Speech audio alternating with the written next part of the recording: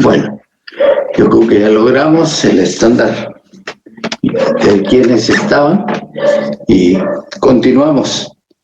Retomemos el hilo de la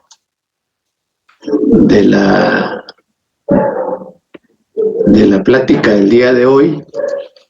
y les hablaba que existen elementos principales que son esenciales a la figura del Estado, y los otros elementos que son también consustanciales a la idea del Estado mismo, que son básicos, que son también esenciales, sustanciales, y que dan identidad a todos sus habitantes y a quienes se consideran nacionales de ese mismo Estado. Y dentro de esos elementos secundarios de los que hace referencia el doctor y que los sitúa dentro de este rubro como secundarios, tenemos, por ejemplo, la moneda, que es además de eso un derecho del Estado de tener una unidad monetaria de intercambio reconocido dentro de ese Estado, que lo identifica como tal para poder realizar las transacciones internas de toda relación comercial, mercantil o de cualquier otra índole que se realice a lo interno de ese Estado. Por ejemplo, la moneda nuestra sería el quetzal con sus diferentes denominaciones y formas, ya sea en papel moneda o en monedas propiamente dichas, que sirven para hacer los pagos, hacer los intercambios ya sea de mercancía o ya sea de servicios que utilicemos en la vida cotidiana de esa nación. Entonces la moneda es fundamental, es un signo básico que identifica a los habitantes que están dentro de ese territorio, gobernados por un grupo al que han electo y en el que le han dado la representación para que administre la cosa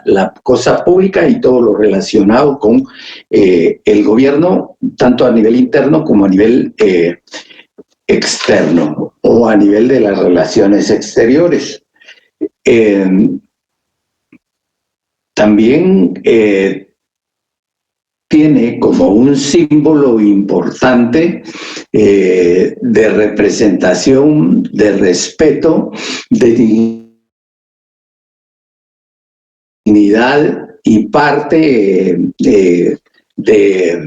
importante de la vida cotidiana de los estados, el uso de una bandera, de un pabellón nacional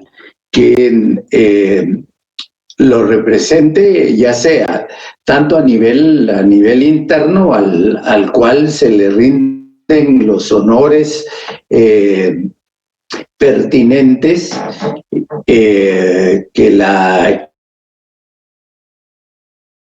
que ese símbolo representa y significa para los ciudadanos el tener un pabellón nacional. A nivel interno, pues vemos cómo nos identificamos con los colores de un pabellón nacional, de una bandera, a la cual inclusive se le ha asignado un día, se le ha escrito o algún himno propio de referencia hacia ese símbolo nacional. Pero también a nivel internacional es importante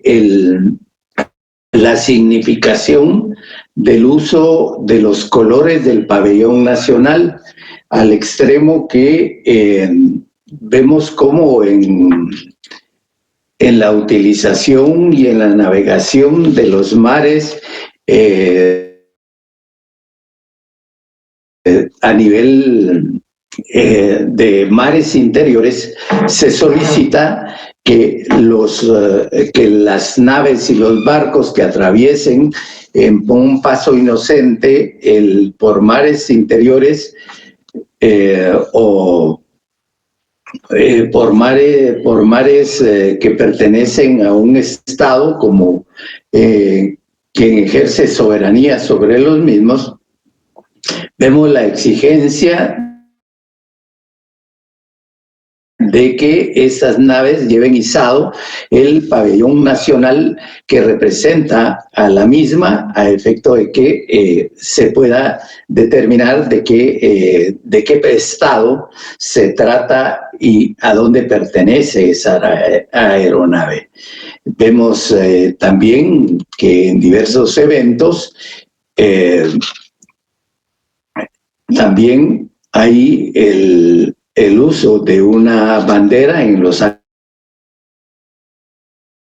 actos protocolares, en donde están las banderas de los diferentes estados a nivel de eventos protocolares a nivel exterior. También un signo importante y símbolo de los estados es el himno nacional, es decir, el conjunto de notas musicales que integran todo un contenido de letras que representan a un estado. Lo ve que a nivel de los eventos a nivel interno, de eventos de gobierno o de instituciones a nivel interno, también en los diferentes actos,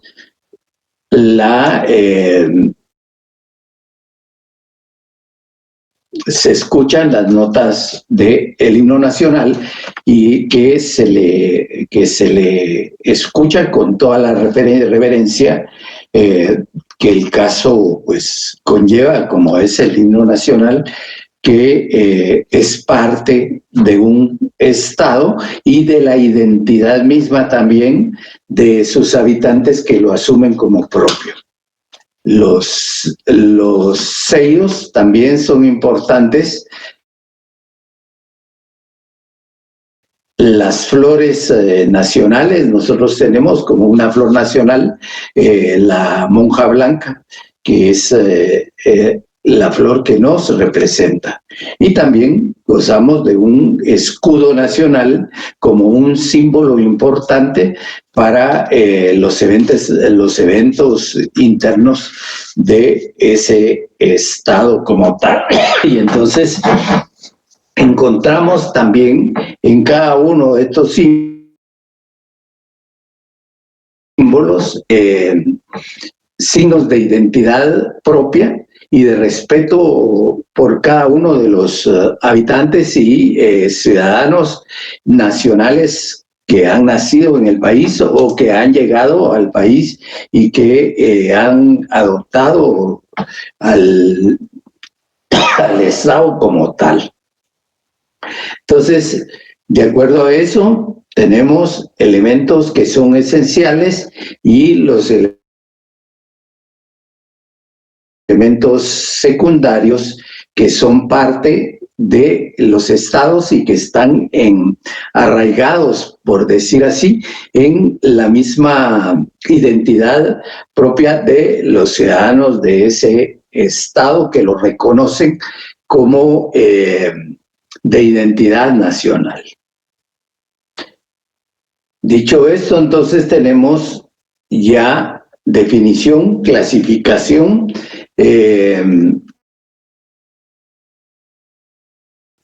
elementos esenciales, elementos secundarios, y entramos a ver cómo se clasifican esos estados, que conforman, como hemos dicho en anteriores clases, que forman parte de toda una comunidad internacional y están presentes en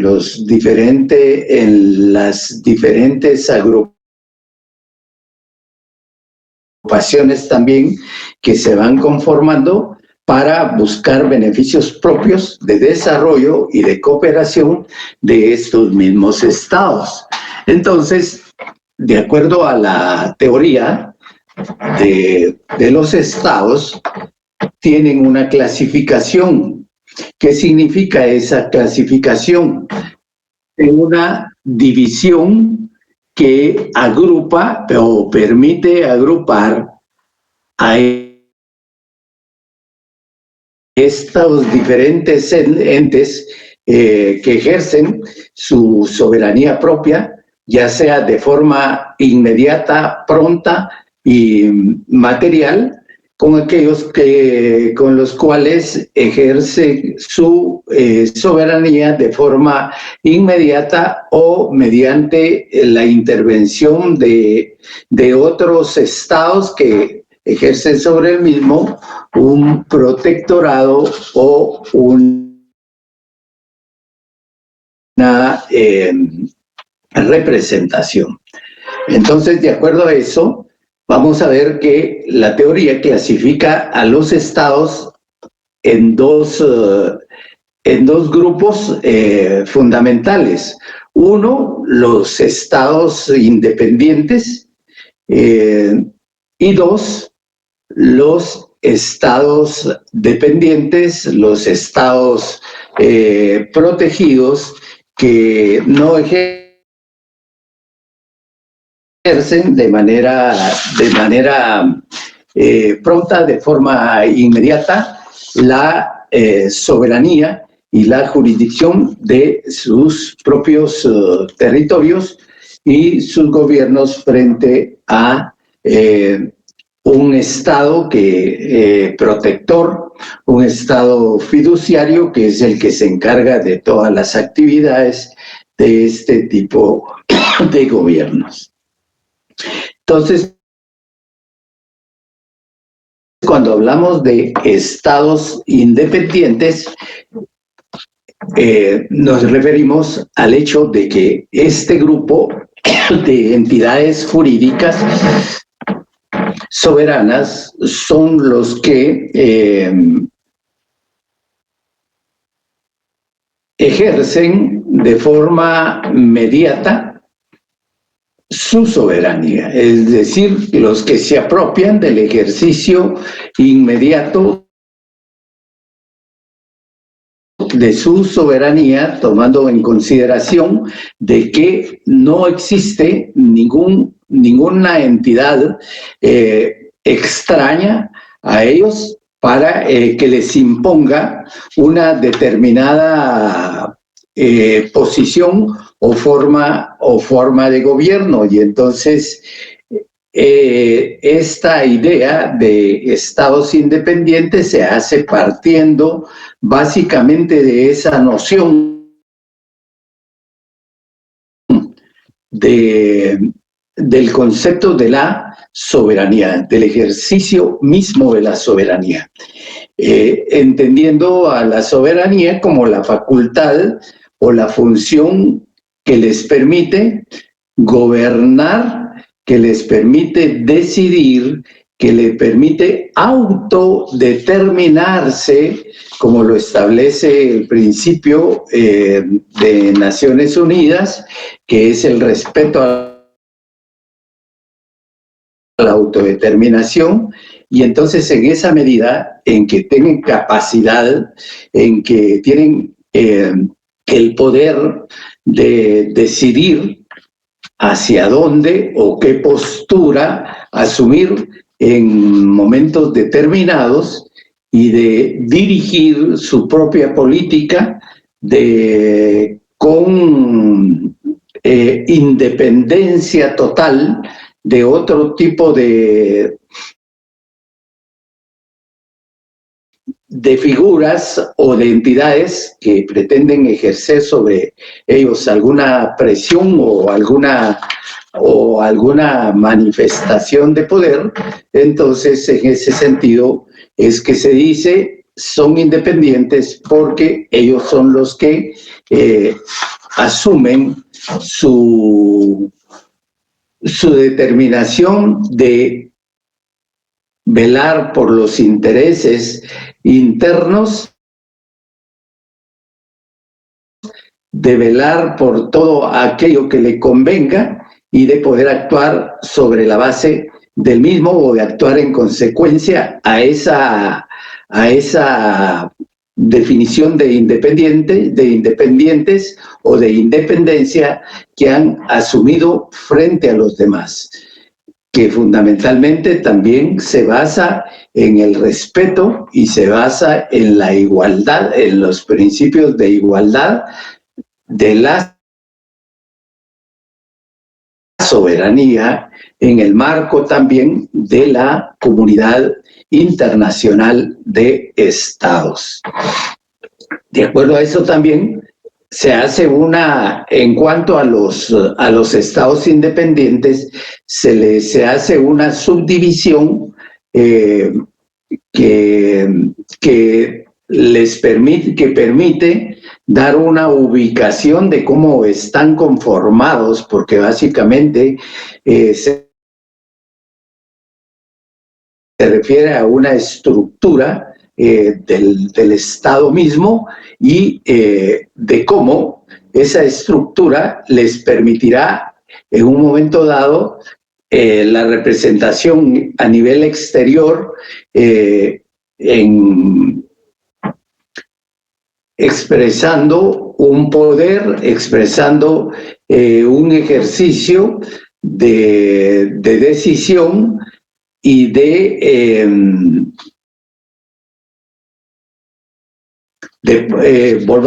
poder. En ese sentido, es que encontramos, en primer lugar, aquel grupo que dice que los estados se consideran como simples o unitarios y estados compuestos. Los estados simples o unitarios son aquellos que no tienen ningún otro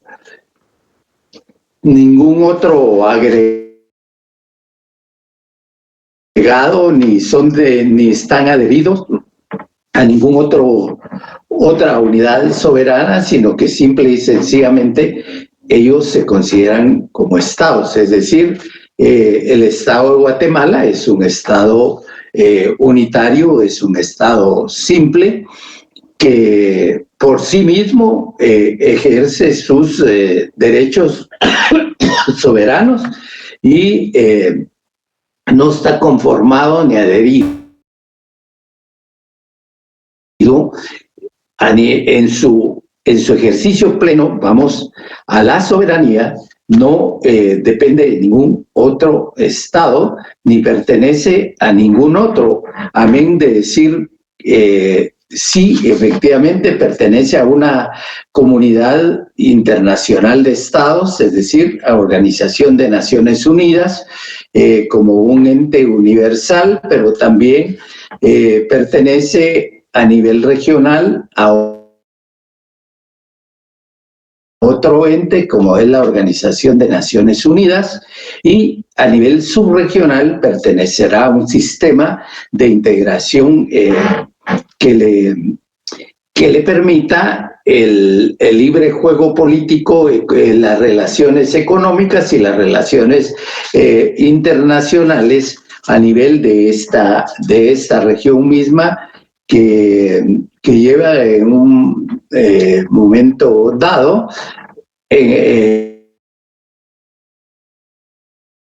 a integrar y a conformar una comunidad de estados a nivel centroamericano.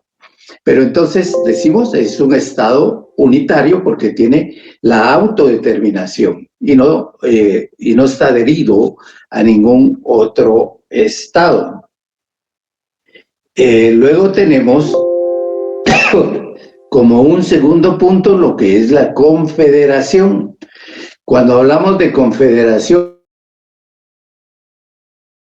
hablamos de diversos estados entre sí que se han unido y que ejercen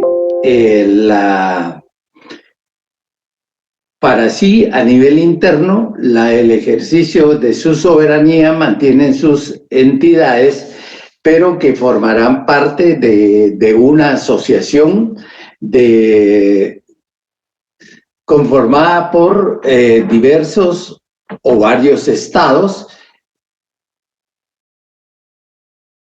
para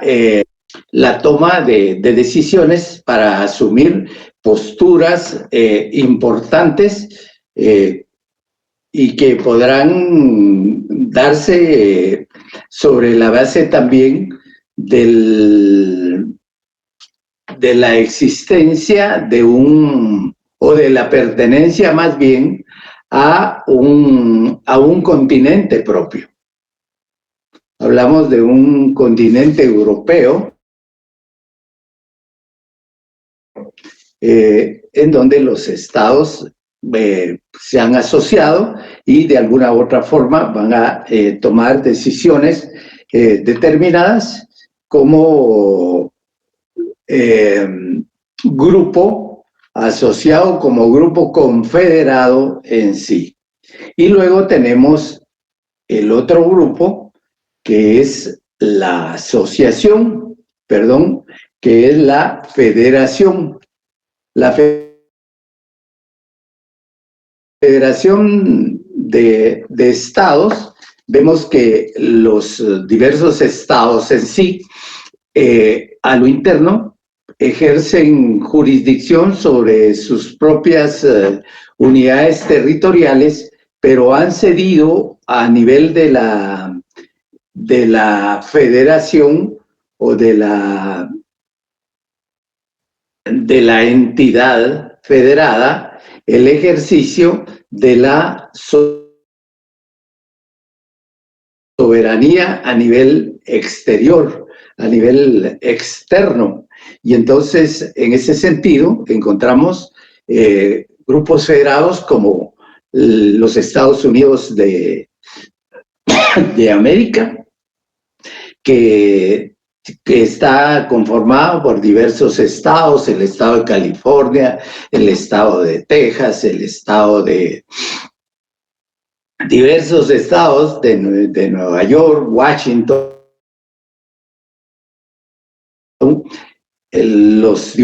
¿cuántos son? 51 estados que lo conforman, pero que cada uno en lo interno tendrá sus propias instituciones, pero a nivel federal tendrá una autoridad que será la que lo represente a nivel de las relaciones exteriores hacia afuera. El Estado de México, los Estados Unidos mexicanos, de igual manera, lo mismo que el Estado Federativo de Brasil, la tenemos después de la disolución de la Unión Soviética, la Federación Rusa, que son las que mantiene así. Hay diversos estados federados que actúan de esa manera a nivel interno, mantienen el ejercicio de sus propios gobiernos, pero han cedido a una autoridad superior, que es la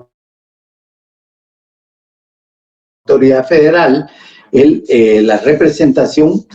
y el diseño de la política exterior. Eso sería en cuanto a los estados independientes, que a diferencia de sus propias estructuras, serán quienes tengan esa autodeterminación y esa manifestación del diseño de la relaciones de carácter internacional. Y luego tenemos los estados dependientes. Los estados dependientes, como su nombre lo indica, dependen de otros estados y en ellos vamos a encontrar aquellos que han sufrido un proceso de colonización y aún no han logrado la independencia a nivel internacional. Es decir, no son autodeterminables, no tienen una soberanía propia, sino que la misma la ejerce el Estado colonial, que es el que les somete y que es el que los administra hasta determinado momento. Vemos cómo a nivel de la historia encontramos que las potencias extranjeras, fundamentalmente las potencias europeas, decidieron dividir por ejemplo, el mismo continente africano, a través de una misma resolución, lograron dividir el continente africano, y entonces cada una asumió poderío frente poderío y se convirtieron en amos y señores, se convirtieron en el ente colonial que dominó los diferentes estados una vez que fueron divididos a nivel del continente. Y entonces encontramos que en ese continente, de manera fundamental, hasta a partir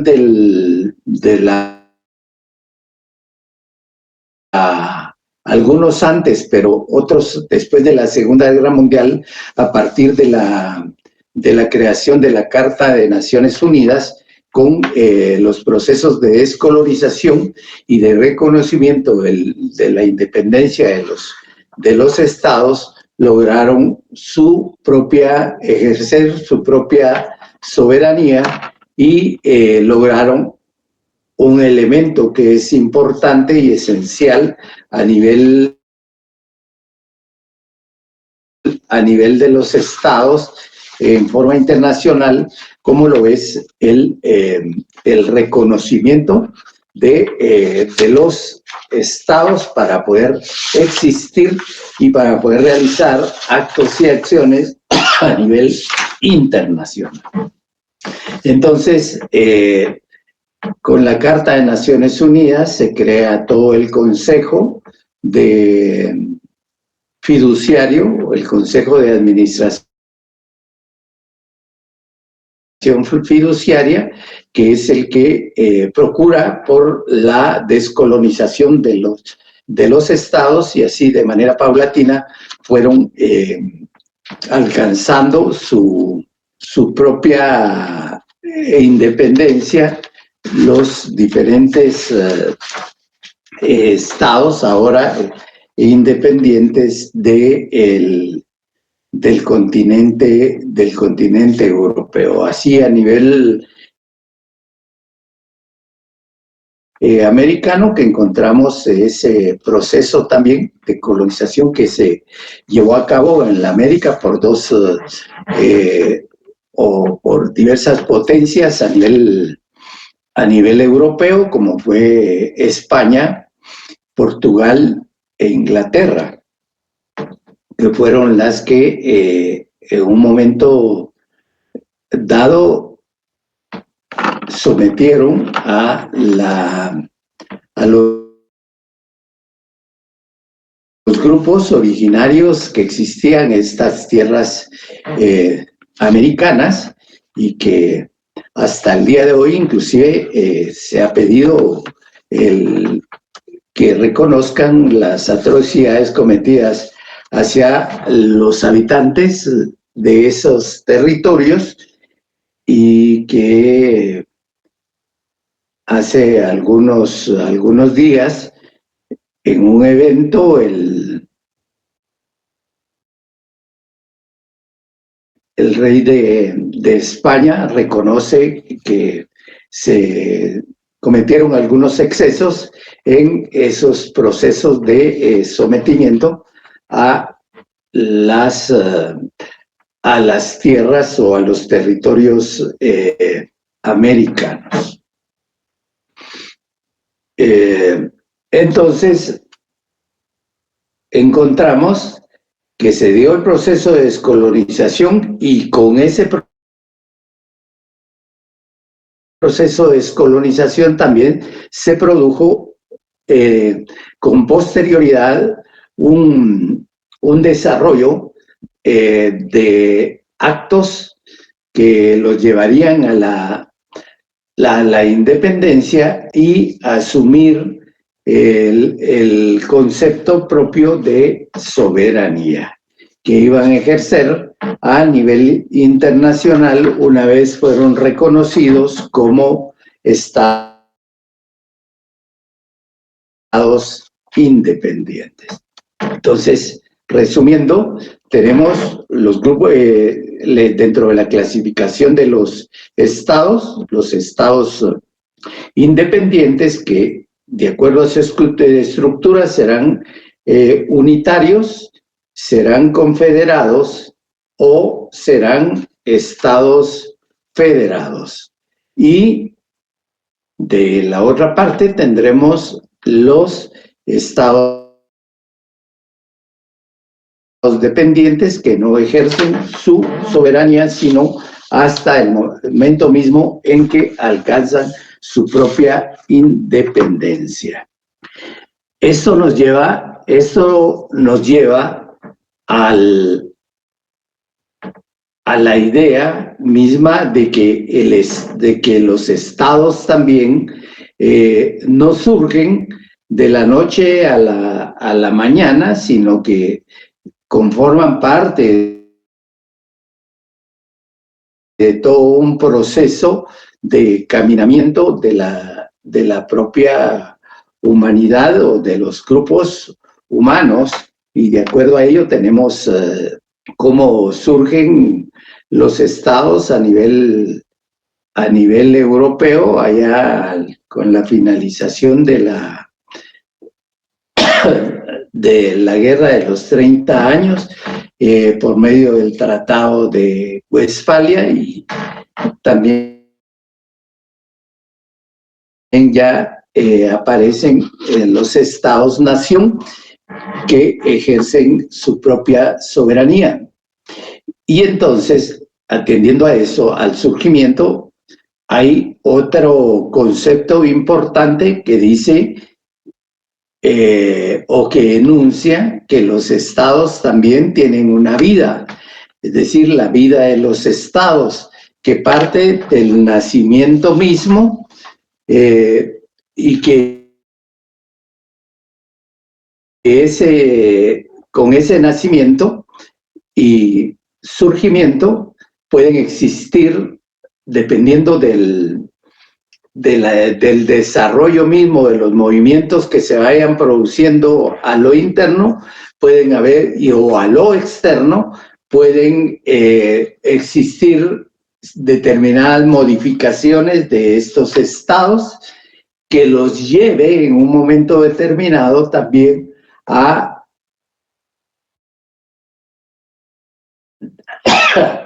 dejar de existir, ya sea porque sean absorbidos por otros estados, porque sean fusionados y uno deje de existir, o porque se produzca una sucesión de estados o de territorios dominados por determinados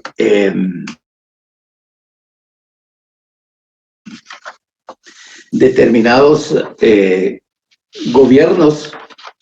determinados grupos humanos que lleguen a asumir la autoridad dentro de los mismos.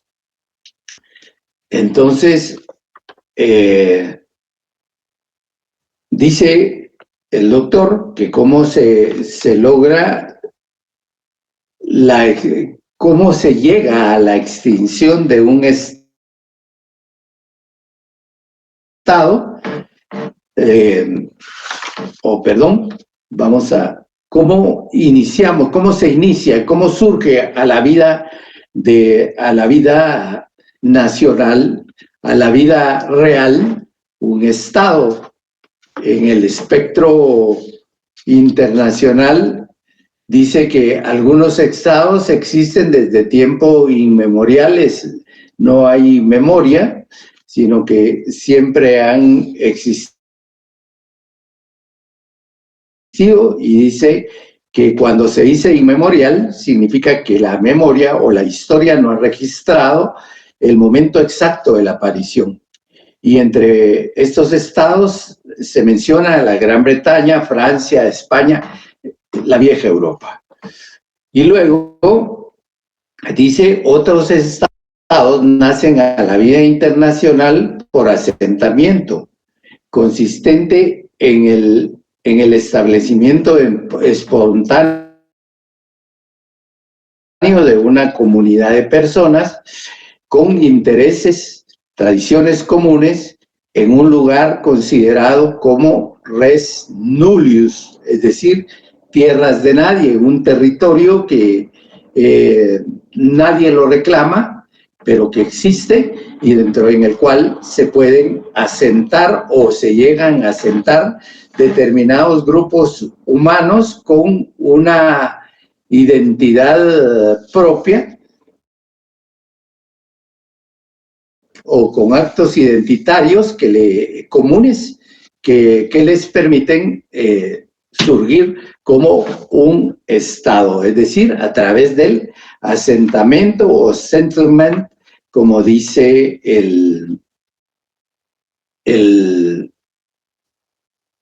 los británicos.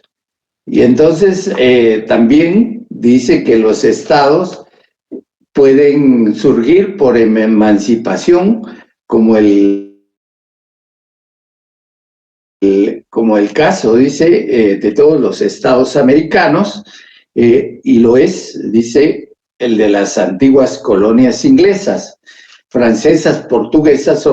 belgas, holandesas, es decir, la emancipación puede fundamentalmente también en un acuerdo de voluntades inscrito dentro de una vía constitucional.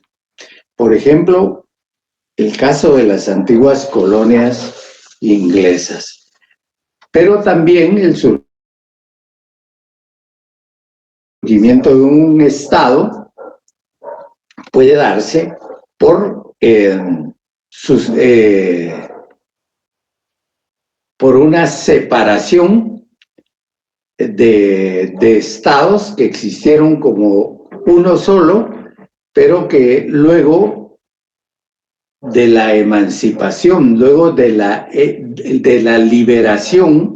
del Estado colonial, pasó a ser independiente y posteriormente, atendiendo a los conflictos intestinos, ya sea por identidad religiosa o por afinidad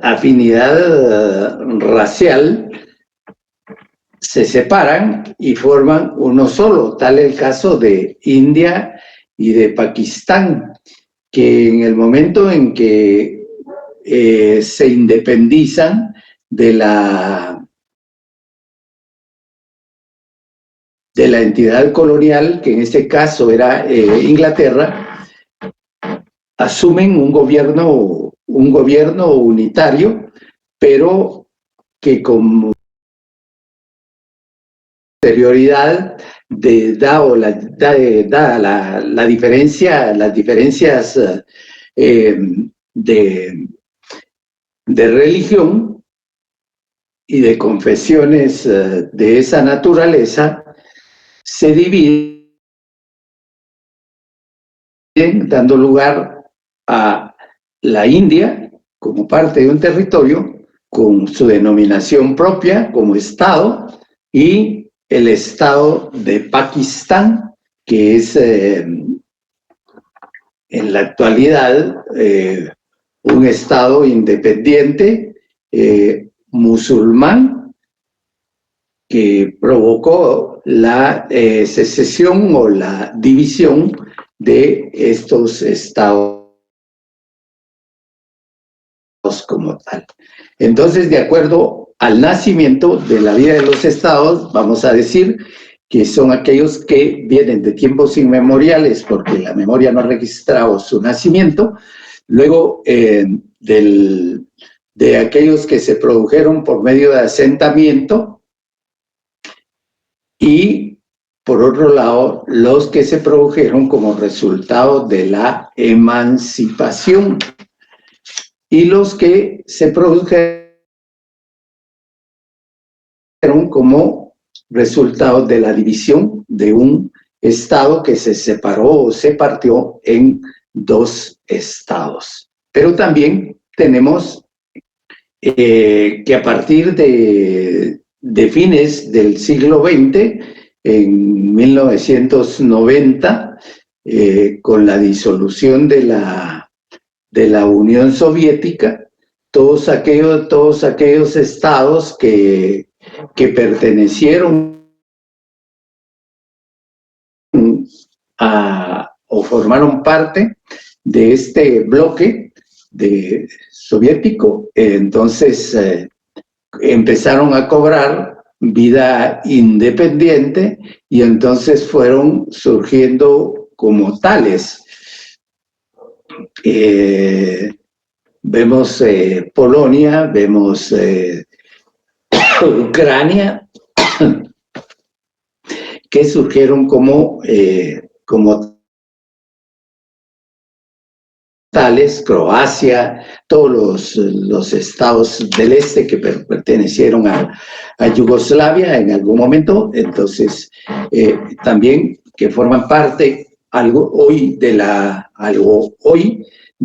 Unión Europea, y algunos pidiendo ser parte de esta unión, de esta estructura integracionista de estados a nivel europeo. Entonces tenemos que surgen y que se inician a la vida independiente desde esos puntos de vista, pero que también en el tránsito, en el devenir de su vida independiente, pueden sufrir algunas modificaciones. Dice que a veces afectan la personalidad internacional total y transforman el estatus jurídico, como lo son con la Unión Real, o bien perdiendo parcialmente independencia. Adquieren modificaciones a lo interno de esos estados. Independientemente de su modificación, los puede llevar también a su propia extinción. Y entonces, el doctor dice acá, en la página 97, que dice que la extinción puede ocurrir por fusión de un estado con otro, es decir, que se unan y pasen a conformar un solo estado. Por anexión, es decir, lo que quiere hacer el señor Trump con Canadá, unirlo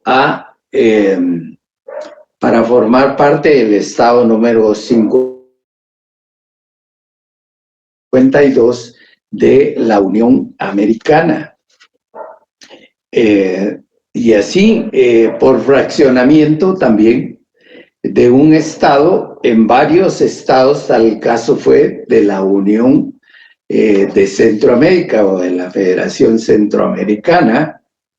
dice el doctor, en 1838, que se dividió en distintos estados que asumieron su propia independencia. Y por otro lado, hace referencia a el caso de la Unión de Repúblicas Socialistas, que dio lugar a nuevos estados como Armenia, Azerbaiyán, del Asia Central, Bielorrusia, Estonia, bueno, Estonia no, Estonia es parte del Báltico, Georgia, Kazajistán, Turkmenistán, Ucrania, Uzbekistán, que ya les había hablado, y Rusia, que se convirtió en una federación, pero cada uno de estos se convirtieron en países propios, independientes. Y dice que por fraccionamiento de un estado y su anexión posterior por otro estado circundante, por ejemplo, Polonia, entre Austria y Prusia, que se produjo ahí una división, y Rusia, y por conquista es otra forma, cuando un estado generalmente en forma cruenta adquiere un nuevo territorio que era independiente a través de la guerra y de la ocupación y de la intervención. Entonces, ¿qué pasa? Toda esta vida, todo este recorrido de estos movimientos que se producen a lo interno de los estados mismos o a lo externo también, que influyen en la modificación, en el nacimiento o en la extinción de los estados, tiene consecuencias a nivel exterior. Porque los estados, dijimos, tiene como un elemento esencial la población, y esa población, dijimos también que como parte de los elementos secundarios se identifica con determinados símbolos. Y dentro de esos elementos, ya sea secundarios o principales, está lo que se denomina la nacionalidad, el asumir ser parte de un territorio en el cual se ha nacido. Y entonces, en el momento en que se produce la fusión, en el momento en que se produce la extinción, la terminación de un estado, o la abolición de un estado, ya sea por la anexión, ya sea por la fusión, ya sea por la anexión, por la guerra misma, entonces los nacionales como que quedan, bueno, ¿y ahora qué pasará conmigo? ¿Qué nacionalidad llegaré yo a tener? La vieja nacionalidad que tenía ya no, porque el Estado se extinguió. Tengo que asumir la nueva nacionalidad de los estados, y entonces ahí es donde se le deja en libertad al ciudadano para que decida y elija qué nacionalidad, si se queda dentro de ese estado, adoptando la nueva nacionalidad conforme a las nuevas reglas y a las nuevas normas que se legisle, conforme al nuevo estado o conforme a las ya existentes por ese estado al cual se anexiona, o simple y sencillamente que diga, bueno, mejor me voy a otro lugar y ahí voy a pedir un refugio, un asilo, una adopción de esa nacionalidad. Entonces queda ese conflicto dentro de los habitantes del Estado que fue y del que ahora es, y que serán los mismos habitantes los que asuman su propia posición y la elección de su nacionalidad en el futuro. Luego, hay otra consecuencia que puede darse con respecto a los tratados que había suscrito este Estado que se ha extinguido y el nuevo Estado que aparece. ¿Qué pasará con esos acuerdos que suscribió en un momento determinado? Y entonces dice el doctor acá que en cuanto a los tratados, si son de carácter político, generalmente desaparecen, aunque algunos relacionados con la extradición, dependiendo a los grados de negociación, puedan subsistir y permanecer. Así como aquellos como aquellos tratados que se refieren a límites y a los derechos de paso que se han suscrito en cada uno que suscribió el Estado que se extingue. Entonces, también aquellos tratados de cooperación pueden permanecer.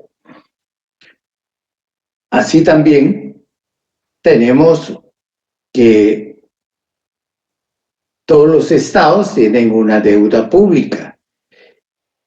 Y en este caso, en cuanto a este concepto,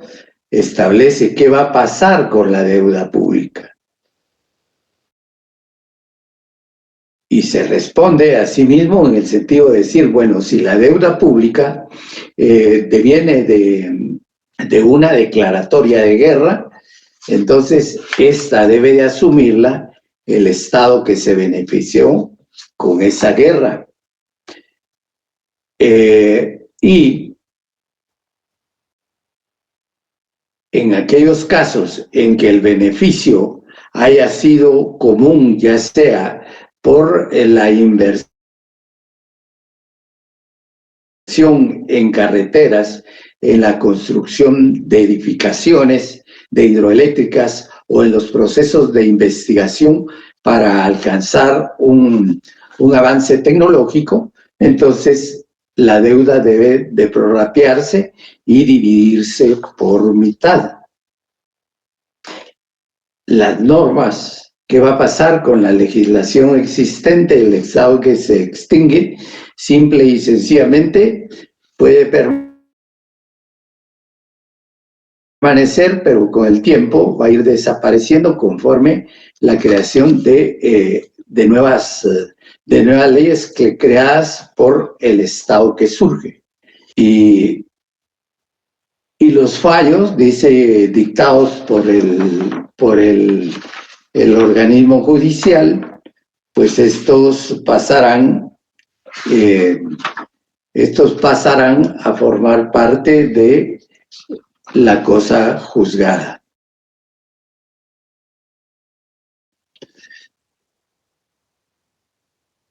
El Estado entonces tiene una vida,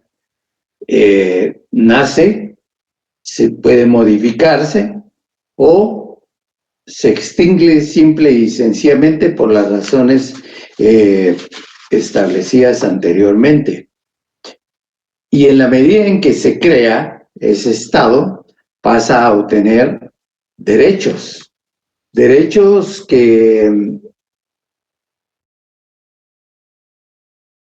que se han adquirido por medio de convenciones de carácter internacional,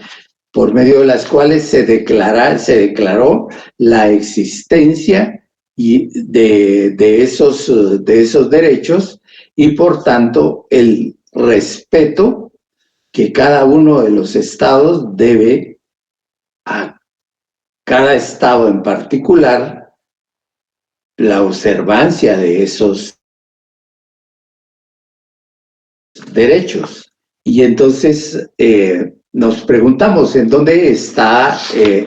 cuál es la convención que crea todos estos derechos de los estados. Y entonces resalta la Convención de 1933, que es una convención internacional que se llevó a cabo en la ciudad de Montevideo, en Uruguay, en la 7ª Conferencia Internacional Americana, en la cual se consagra la existencia, se consagra y se reconoce la existencia de derechos y deberes de los estados. Así es como se le denominó a esa convención de derechos y deberes de los estados. Y en esa convención establece en su artículo 4 que los estados son igualmente iguales, ya está reconociendo un principio fundamental de los estados, que dice que los estados son jurídicamente iguales y disfrutan de iguales derechos y tienen igual capacidad para ejecutarlos, es decir, no hay intervención más que del ejercicio del Estado que invoque un derecho. Dice que los derechos fundamentales de los estados no son susceptibles de ser afectados en forma alguna.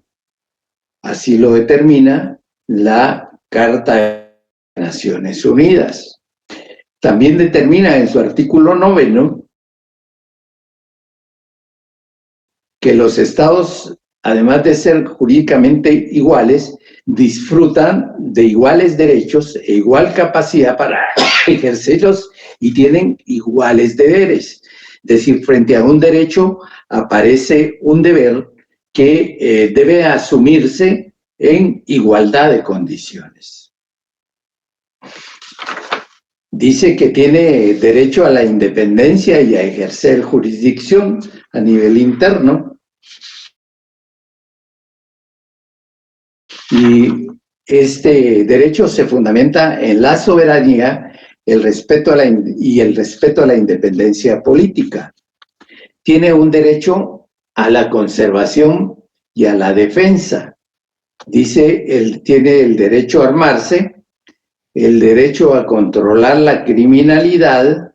el derecho a controlar a los extranjeros que ingresen en su territorio para dedicarse al tráfico de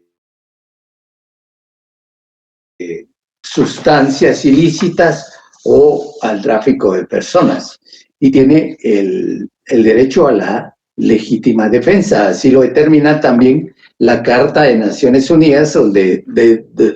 le reconoce al Estado el derecho a la integridad territorial y el derecho a defenderse de cualquier agresión por parte de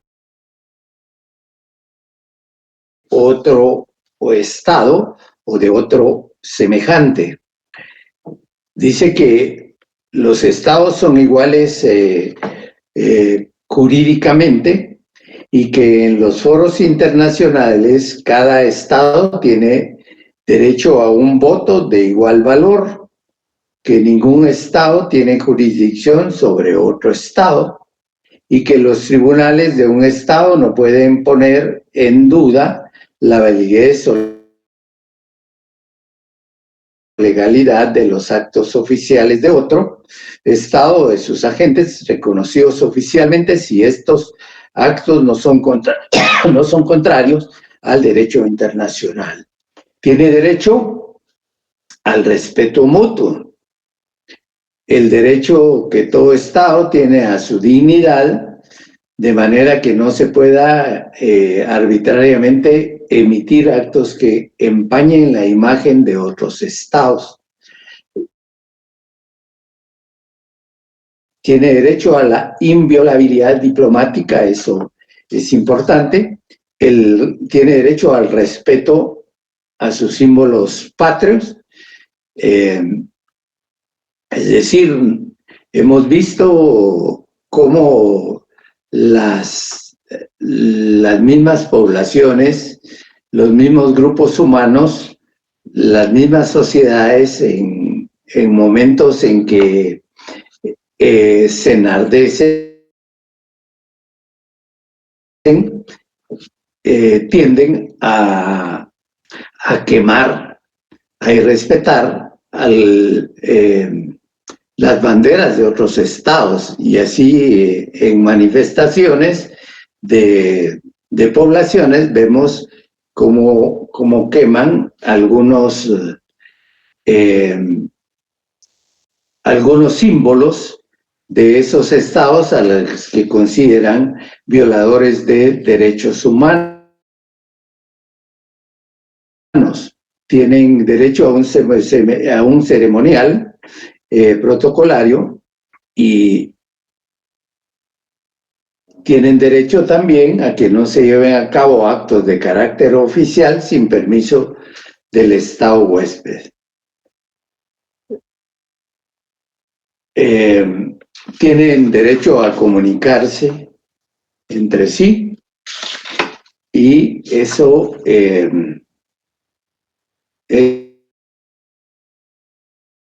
ese derecho a la comunicación conlleva la libre navegación, ya sea en alta mar, en aguas internacionales, como le llaman. Tienen derecho al paso inocente dentro del mar territorial, como les hablaba. Tienen derecho al espacio, a cursar el espacio aéreo siempre y cuando haya una autorización. Derecho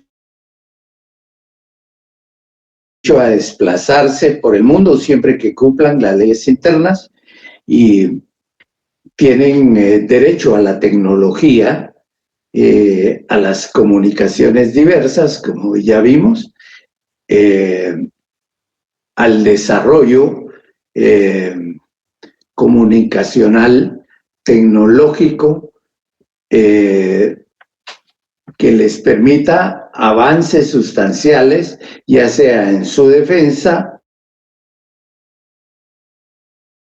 o en el desarrollo económico, el desarrollo deportivo o el desarrollo social de ese estado.